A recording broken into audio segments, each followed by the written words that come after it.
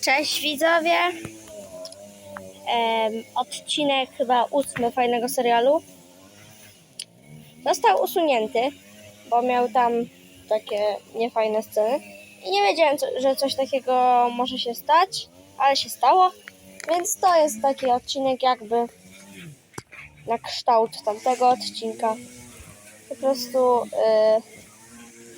ten film był przez jakieś 2 dni chyba na YouTubie, więc kto obejrzał, ten obejrzał, a jak nie, no to nie.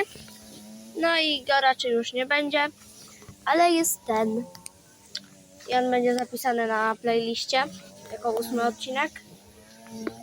No a za niedługo będzie kolejny, 9, bo już zbliżamy się do końca tego sezonu i będzie sezon 7.